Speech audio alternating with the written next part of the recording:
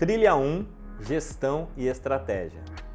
Além dos números, como os dados conduzem ações de melhoria da gestão do negócio?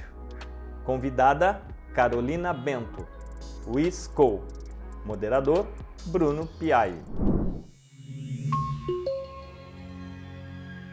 Fala pessoal, tudo bem com vocês? Sejam muito bem-vindos e muito bem-vindas a mais uma atração do RH Top Sync 2024. Eu sou Bruno Piai, eu sou editor-chefe de conteúdo do grupo Top RH. Eu sou branco, de altura mediana, de cabelos pretos, uma altura ali de curto para médio. Eu estou com uma camisa social azul com umas bolinhas brancas para dar um charme aqui no nosso escritório do grupo Top RH. A gente vai falar de um tema muito importante aqui hoje, que são dados. Bom, para passar o título certinho aí da nossa palestra, além dos números, como os dados conduzem ações de melhoria da gestão do negócio, na qual nós vamos falar um pouquinho mais sobre o olhar estratégico para esses dados, dicas para conduzi-los da melhor maneira e também a maturidade das empresas no tratamento com eles. Quem vai me guiar nessa jornada, quem vai nos guiar, na verdade, em meio a tudo isso, é a Carolina Bento. Ela é diretora de gente da WIS, empresa que foi indicada esse ano ao Top of Mind de RH na categoria de empresas com práticas reconhecidas em gestão de RH. Carolina, seja muito bem-vinda. Eu vou pedir para você se apresentar para o pessoal, fazer sua audiodescrição. Fico muito feliz com a sua presença aqui no Sync 2024. Olá, o prazer é meu. Obrigada primeiro pelo convite. Eu vou fazer minha audiodescrição. Eu sou a Carolina Bento. Eu estou com uma blusa branca, lisa, sem nenhum detalhe, com óculos de grau no rosto. Ele é meio animal print, assim, meio com alguns detalhes. Sou loura, cabelo pintado, cabelo louro mais dourado. Estou com brinco dourado também. Sou uma pessoa de uma estatura média, meu cabelo é um pouquinho abaixo da altura do ombro. E eu acho que é isso. Eu sou uma mulher branca. E eu acho que é isso, para me descrever um pouquinho. Muito bom. Carol, vamos então começar aqui o nosso bate-papo, tá? Quando a gente está falando hoje sobre dados, principalmente no RH, principalmente no trabalho com gestão de pessoas, há muitos anos a gente vem discutindo o impacto deles, né, sobre o quanto as empresas são ou mais estratégicas, são ou mais competitivas, e isso passa muito por saber ter um bom trato com os dados, né? O que eu queria entender com você para a gente iniciar o nosso papo, apesar dessa discussão que já vem aí há anos, você nota por parte do mercado hoje uma maturidade nesse trabalho? A gente está chegando a um nível avançado nesse trato com os dados, as empresas sabem como trabalhá-lo, ou a discussão, apesar dela parecer tão comum, ela ainda é muito nova e a gente ainda está entendendo como que isso funciona? Vamos lá, eu acho que de mais longe já viemos, mas o caminho ainda é muito longo, né?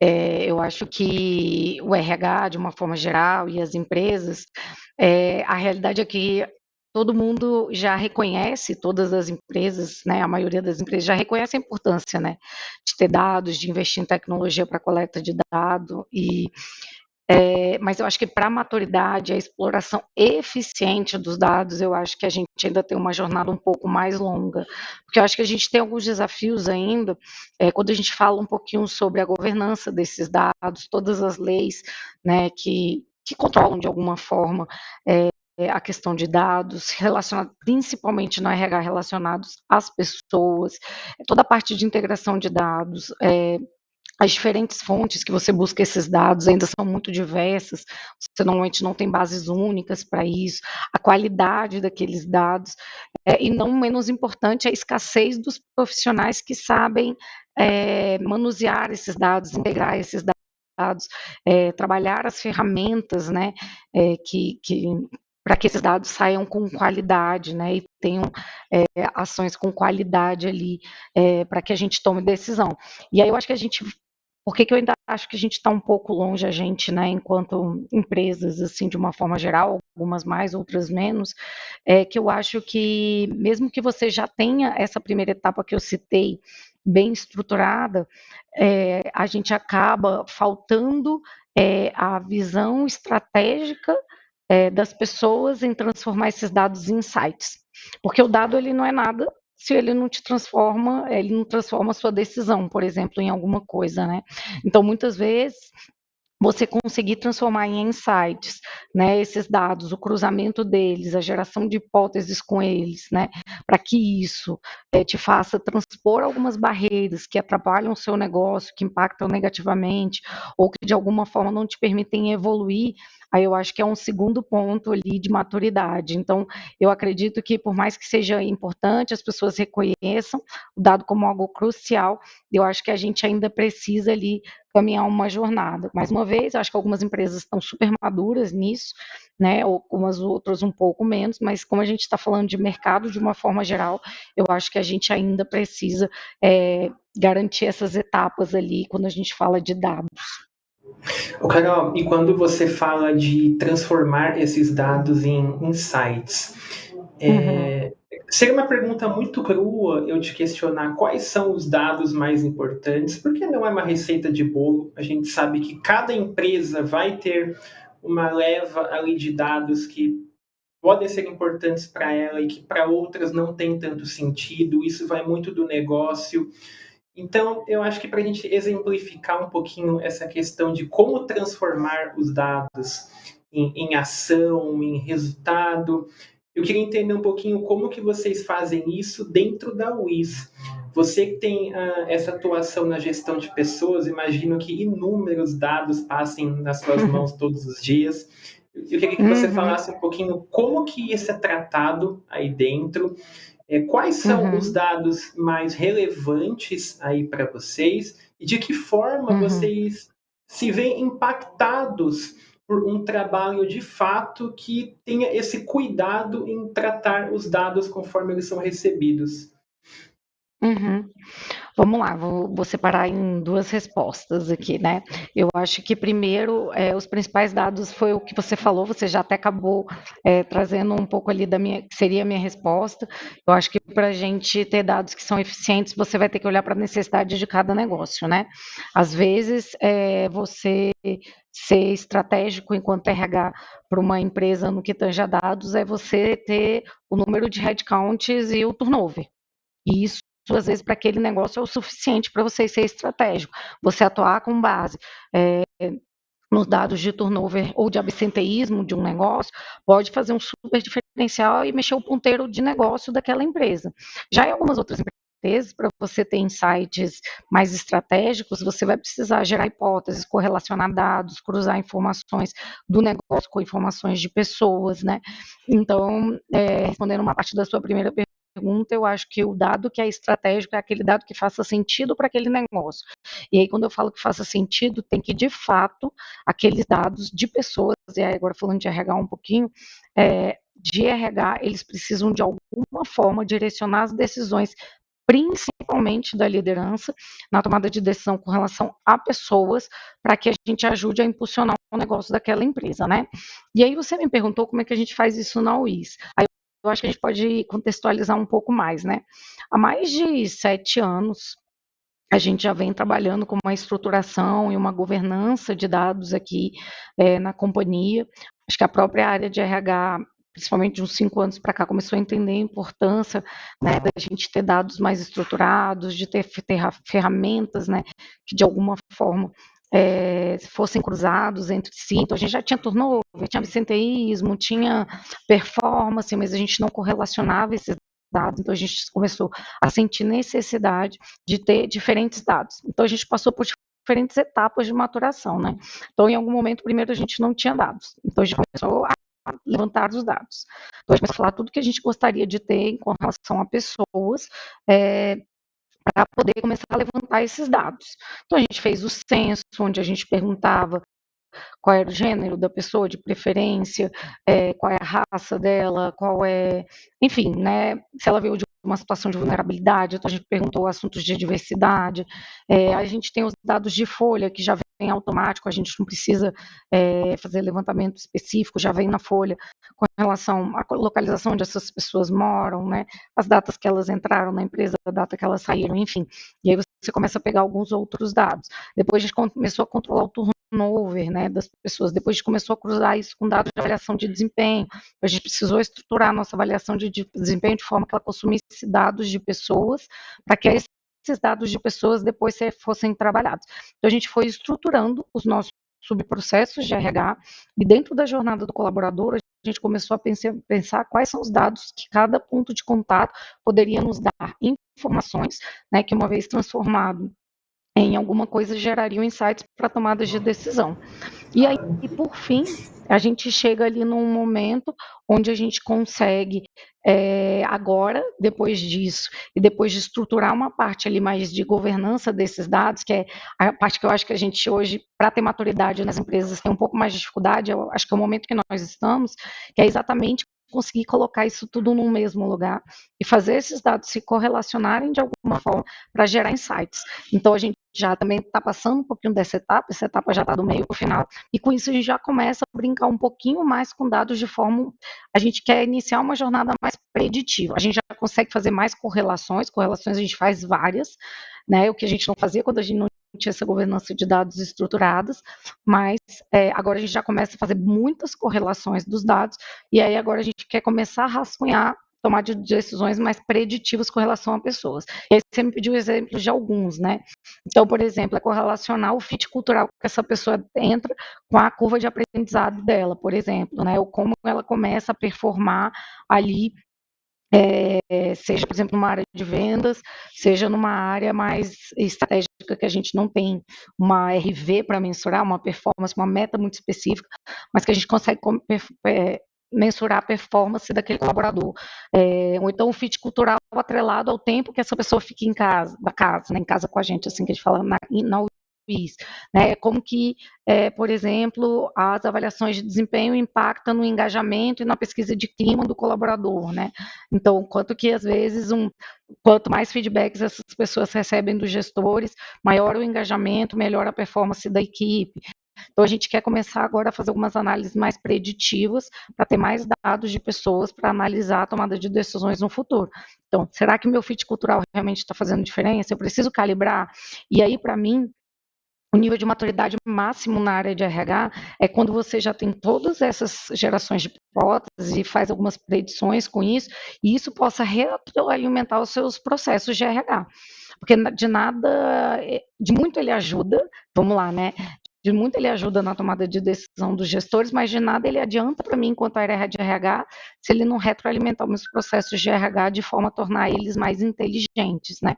Mais ágeis, mais dinâmicos, enfim, que de alguma forma gere valor para o negócio e para o nosso colaborador no dia a dia.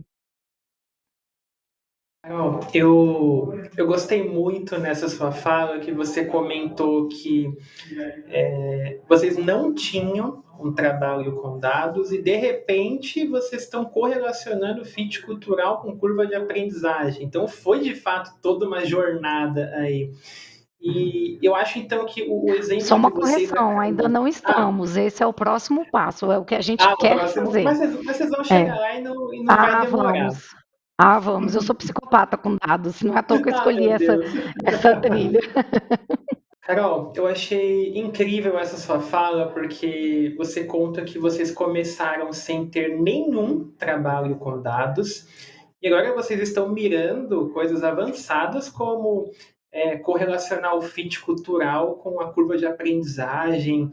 A gente estava até brincando em off, você falando que é uma psicopata dos dados, e eu acho que esse exemplo é muito legal para quem está assistindo a gente, porque consegue ter uma noção de como que é começar um trabalho com dados, de onde ter um ponto de partida.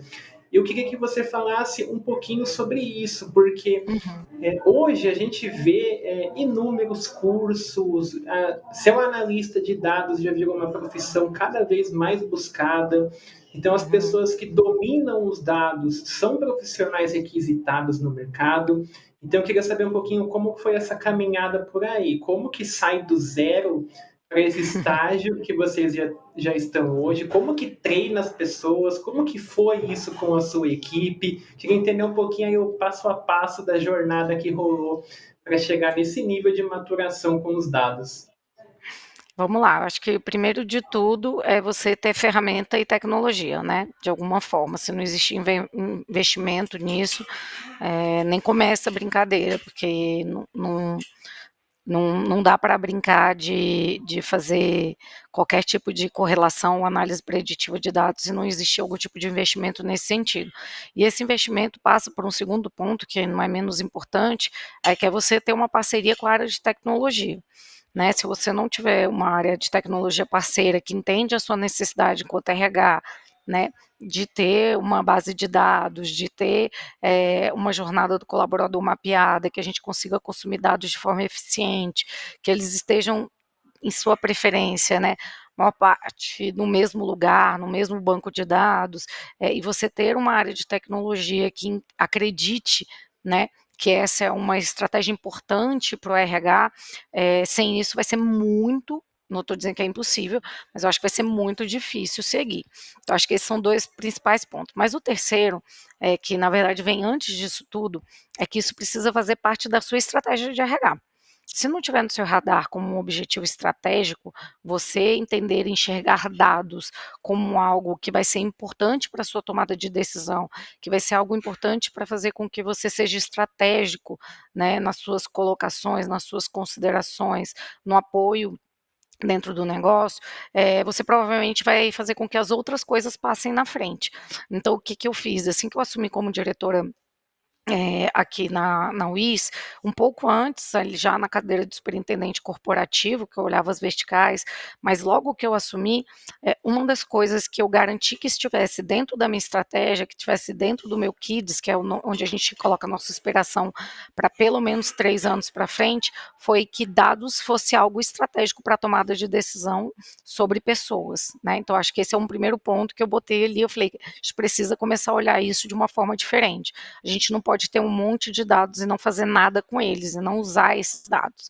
Então, a partir do momento que está na estratégia da minha área, passa a ser um QR meu. E a partir do momento que passa a ser um QR, passa a ser um QR meu e de toda a minha diretoria. Então, todo mundo começa a caminhar juntos em prol para aquilo aconteça, né? Então, a minha área de treinamento vai olhar para dados de uma forma diferente, a minha área de recrutamento, de atração e seleção, ou recrutamento e seleção, vai ter que se preparar, fazer a governança dos dados do processo de atração e seleção para que eles sejam consumidos em algum momento. Então, todas as minhas áreas, independentes do momento da jornada do colaborador que ela tivesse, começou a olhar para dados de uma forma diferente. Num primeiro momento, lá no primeiro ano do meu desafio, quando a gente colocou lá atrás para a diretoria, era a gente simplesmente começar a ter dados. Em algum outro momento a gente falou, a gente já tem um monte de dados, mas eles não estão no mesmo lugar, eles não estão transformados em painéis, né? E aí a gente começou a transformar aqueles dados em painéis, aí a gente começou a usar, por exemplo, o Power BI como uma das ferramentas para nos ajudar nessas correlações de dados. Aí no terceiro ano a gente falou, poxa, estamos mais maduros, o que vamos fazer agora, né? E aí a gente começa a sempre, quando a gente tem uma visão de longo prazo sobre determinada coisa, e qualquer elemento que seja ele, dados ou qualquer outra coisa, que seja o objetivo daquele RH, você começa a fazer com que todo o seu time caminhe em prol daquilo. Né? Então, eu acho que não teria como isso acontecer, não teria como a gente chegar neste momento que nós estamos, e não teria como a gente conseguir olhar daqui para frente o que a gente gostaria de começar a fazer, o que a gente quer começar a fazer, se a gente não tivesse isso definido na nossa estratégia, no nosso sonho. Mas não é um sonho só de RH, né? Porque quando eu desenho uma estratégia junto com o meu time de RH para os próximos 3 anos, eu tenho que olhar para a necessidade do meu negócio. E aí, olhando para a necessidade do meu negócio, eu entendi que ter dados de pessoas de forma estratégica e preditiva vai impulsionar o meu negócio a funcionar melhor. Né, vai impulsionar, fazer com que os meus gestores tomem decisões melhores e mais coerentes com relação à pessoa e a negócio, e faça com que um retroalimente o outro de forma positiva. Né? Então, acho que esses são 3 pontos muito importantes quando a gente olha para isso. Com relação a treinar o time, que foi uma das perguntas que você me fez, também foi andando junto com esse sonho, né. Em algum momento eu olhei e falei: "A gente não tem nenhum profissional hoje que consiga transformar esses dados em alguma coisa". Fui lá e pedi socorro para a área de tecnologia. Falei: "Preciso de ajuda, preciso fazer isso acontecer".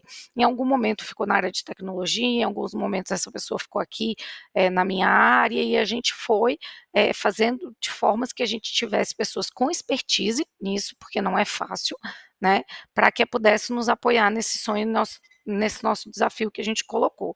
Ao mesmo tempo, eu ter um time que olhe para dados de uma forma diferente, eu também preciso desenvolver o meu time para isso, né. Então, por exemplo, a gente, teve, acho que no ano, se não foi ano passado, no retrasado, eu não lembro exatamente, a gente teve um curso para toda a diretoria, de análise, desde o básico ali, a você fazer análise simples, até correlações, né, e todas as outras questões que envolvem todas as, de alguma forma, análise de dados. Então a gente pegou todo mundo, partiu do zero, porque nem todo mundo tinha o mesmo conhecimento, e foi migrando todo mundo para conseguir ler um pouquinho melhor os dados. A pessoa não precisa ser a pessoa que vai ser, o executor da ferramenta do Power BI ou do Excel e das 1000 correlações, né, 1000 dados matemáticos ali, mas ele precisava conseguir ler esses dados, né. Então a gente também foi treinando dentro de casa. E aí, à medida que a gente vai tendo turnover ou, promoção das pessoas dentro da área e foi contratando outras, a gente já vai vendo, no mínimo, o apetite da pessoa, o interesse dela para aquilo. É uma pessoa que conversa melhor com dados, que gosta de dados, que usa dados na tomada de decisão. Então, lá na nossa entrevista por competências, a gente já tentava mensurar isso de alguma forma. A gente não exigia que a pessoa tivesse o conhecimento, mas a gente tentava identificar essa competência, esse interesse, o apetite por isso, para que a gente trouxesse para o nosso time também. E aí a gente vai gerando uma cultura, porque tudo isso é cultura, né, você vai colocando elementos e símbolos ao longo ali da minha jornada de contratação e de desenvolvimento do meu time aqui na diretoria, para que todo mundo estivesse respirando a mesma cultura. E aí hoje a gente consegue chegar, por exemplo, neste momento. Eu não sei se eu respondi tudo que você perguntou, se eu fiquei te devendo alguma coisa, você pode me devolver aí. Carol, perfeita, respondeu tudo e foi além.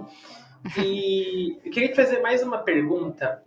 Eu não vou entrar no mérito de números, de porcentagens, eu não vou Uhum. fazer isso com você, mas Até porque eu a memória queria. não é tão boa assim. Não, imagina, não vou aqui do nada, Carol. Índice de absenteísmo na lata. Carol, eu queria que você falasse um pouquinho.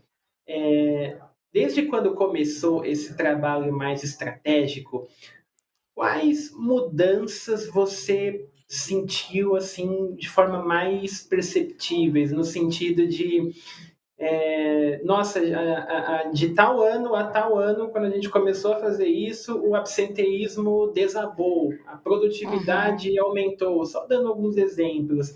Tem algum ponto que você consegue identificar que, nossa, a gente começou a trabalhar com dados, a gente começou a entender melhor esse trabalho e isso aqui mudou da água para o vinho. Tem algum aspecto aí que a gente possa falar dessa maneira, que teve uma mudança bem significativa com esse trabalho de dados? Não, eu acho que mudança significativa nesse ponto, eu acho que a gente ainda não conseguiu chegar. O que eu acho que a gente conseguiu fazer neste momento foi ser muito assertivo nos processos de RH. Isso eu consigo dizer que a gente teve uma mudança significativa. Então, por exemplo, nosso processo de movimentação hoje é extremamente coerente e conectado, por exemplo, com as correlações que a gente faz de avaliação de desempenho e de performance, que antes era um dado lá, de AVD, o outro de performance estava no outro lado e a movimentação era aleatória. Hoje em dia, para eu tomar a decisão de quem vai receber o merit, por quê, eu correlaciono todos esses dados, transformo ele em um painel gerencial para o meu gestor, para que ele seja mais coerente com a minha cultura, onde eu sinalizo que eu sou meritocrático. Então, se eu sinalizo que eu sou meritocrático, eu preciso falar, eu preciso fazer. Então, eu consigo ser mais eficiente nos meus processos de RH, tá? Eu dizer que a entrada de um dado mudou o patamar de algum indicador financeiro ou de pessoas aqui ainda, eu posso te dizer que eu ainda não consigo afirmar isso. O que eu posso te afirmar com certeza absoluta é que os processos de RH estão muito mais refinados. E aí o que eu consigo fazer? Aí isso eu posso te afirmar. eu consigo trazer meus processos de RH de forma muito mais estratégica para a mesa, porque as minhas conversas ficam pautadas em fatos e dados, né? Antes eu falava, não, eu não acho que você tem que dar esse mérito para essa pessoa, porque ela não foi bem avaliada. E não, agora não é o que eu acho. Todos os dados correlacionados entre si projetam uma pontuação para determinados colaboradores, né, que juntando diferentes dados, sejam eles de negócios ou de pessoas, para que você seja coerente no processo de meritocracia, no processo de movimentação da comunidade, no processo de desligamento, por exemplo, né? A gente tem um super processo de avaliação de desempenho na companhia, não tinha por que a gente não ser coerente, por exemplo, no processo de desligamento dos nossos colaboradores, e é por isso que eu falo da jornada, né? Diz muito mais sobre como você prepara essa jornada e que dados você quer embebedar ali em cada um desses momentos de contato para retroalimentar os seus processos e as tomadas de decisão, e aí, consequentemente, você ir mudando determinados ponteiros, seja ele do negócio ou de pessoas, né? Então, acho que a gente ainda não pode afirmar uma mudança drástica de indicador, mas eu tenho certeza que a gente pode afirmar uma mudança drástica de comportamento, seja na confiabilidade dos processos de RH dentro de casa, seja no retroalimentar os processos de RH de forma eficiente para que eles sejam mais efetivos, por exemplo, para a liderança tomar determinadas decisões. Perfeito. Então, vou ficar te devendo, esse indicador eu ainda não tenho, mas eu chego lá. Mas vai ter. Como você falou, psicopata dos dados, então vai chegar lá. Vou chegar. Coitado do meu time, mas a gente vai chegar. Do meu time. Agora, no mês de junho, eu subi no portal RH para você, que é o portal de conteúdo aqui do grupo, um relatório, na verdade, um corte de um relatório chamado HR Innovation 2024. E nesse relatório, só 26% dos RHs, um quarto dos RHs, reconhece a sua área como estratégica dentro das empresas. É um número ainda bem pequeno. E esse relatório ele fala muito sobre o quanto os dados eles são determinantes para você dizer que a área é estratégica ou não. Então, os dados eles são muito protagonistas nessa definição. E diante desse número, né, tendo ele como base, a gente sabe que são várias as pesquisas, principalmente quando a gente está falando de RH estratégico. Como que eu, como uma pessoa que atua no RH, como um gestor de RH, um líder, como que ele chega num gestor e promove esse convencimento? Você tinha falado de ferramentas de tecnologia, você tinha falado de inovação, de investimento. Então, claro que vai ter um custo. Sempre que tem um custo, a gente tem que convencer a pessoa a entrar na ideia. Então, como que a gente argumenta nesse sentido? De que, olha, cara, a gente tem que ter um trabalho com dados, a gente tem que ter essa ferramenta, inclusive fique à vontade para falar de ferramentas. Como que a gente promove esse entendimento, então, pelo gestor que, RH sem dados não existe. Hoje o RH competitivo é o RH com dados. Posso ser um pouco polêmica? Sempre. Porque eu acho que as próprias pessoas que não são da área de RH, que não entendem o que é ser um RH estratégico, questionam que não existe RH estratégico. Acho que começa por aí. E eu acho que a área de RH começa a acreditar nisso, tá? Mas a primeira pergunta que eu falo é: o seu RH não está sendo estratégico. O que é ser um RH estratégico para você? Começa por aí. E é independente de dados, né? Porque o que eu falei, assim, às vezes você ser um RH estratégico para aquele negócio é você pagar as pessoas em dia. Aquilo é ser um RH estratégico para aquela empresa, porque aquela empresa precisa daquilo naquele momento, né? E aí, quando a gente fala sobre ser um RH estratégico, eu acho que primeiro começa muito pelo fato das pessoas que não são da área de RH entenderem o que é um RH estratégico para começo de conversa, e segundo, entender se o que elas estão esperando que o RH faça é ser um RH estratégico ou é fazer o que eles querem, né? Porque aí acho que a gente começa a separar as pessoas que desceram para brincar e as pessoas que desceram para falar sério. E aí, de fato, eu não tenho a menor dúvida, independente de qualquer um desses cenários que eu pintei agora, dados vai ajudar você a ser estratégico em qualquer um deles. Não importa o quão é necessário você ser estratégico para um determinado negócio, dados sempre vai te ajudar a ser estratégico em tomada de decisão em qualquer área, não só no RH. Né? Você chegar para discutir com o CFO, né, alguma ferramenta, sei lá, comercial para o seu time de vendas, se você não trouxer fatos e dados de que aquela ferramenta vai fazer o seu time performar melhor, entregar mais resultado, o CFO vai continuar achando não relevante, não estratégico aquela ferramenta. E a mesma coisa serve para o RH. Né? E aí, o que eu acredito que a gente pode fazer enquanto RH? Você não precisa ter inúmeras ferramentas, você não precisa ter Power BI, ser o expert ali, né, da planilha, do Excel, correlacionar dados, fazer análises preditivas. O que eu acho a gente precisa parar de ter conversas superficiais e no feeling com gestores.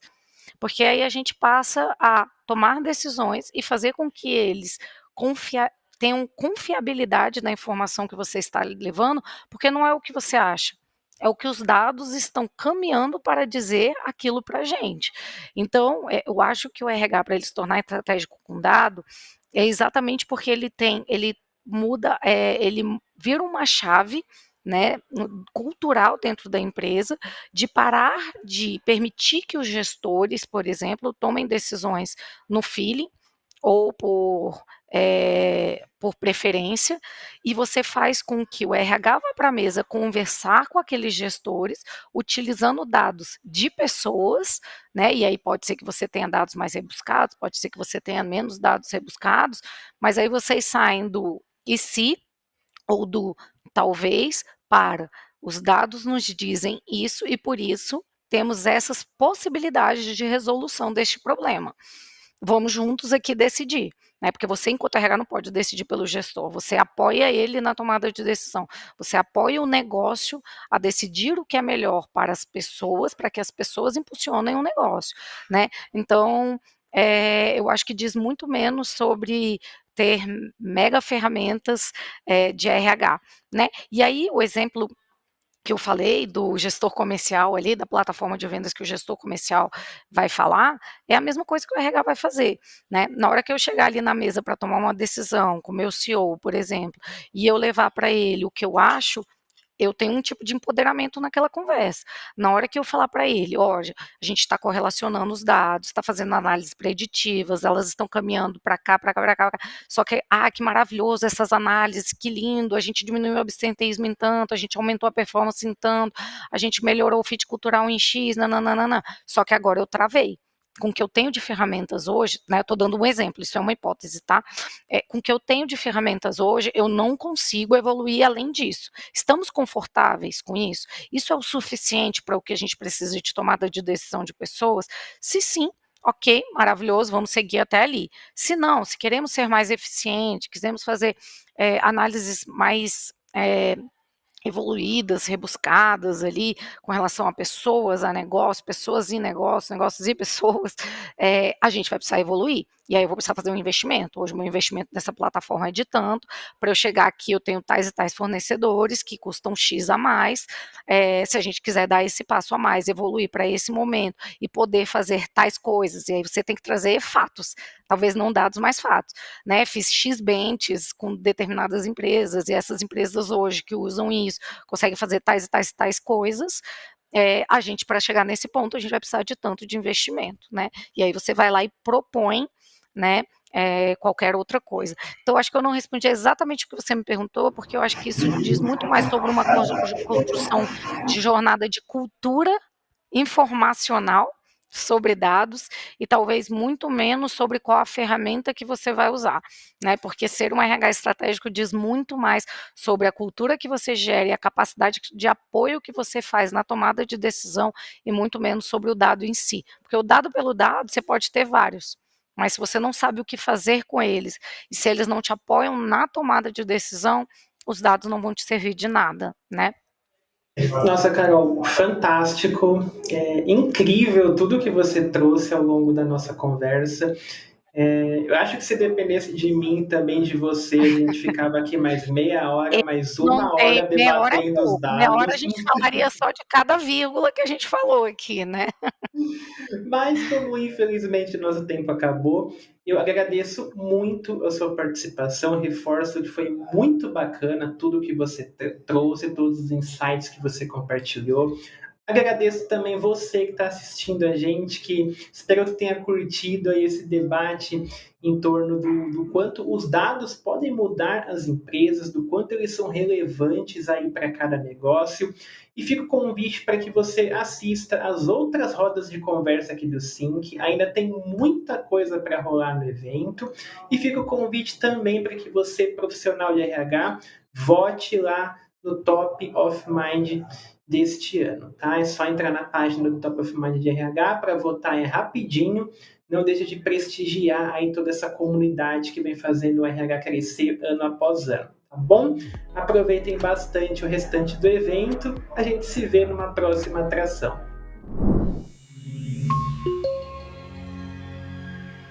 As votações para a edição 2024 do Prêmio Top of Mind de RH terminam no próximo dia 30. Acesse, inscreva-se e vote! A entrega do Prêmio Top of Mind de RH 2024 acontecerá no dia 24 de outubro, a partir das 17h30, no Tóquio Marine Hall. Adquira seu ingresso com antecedência.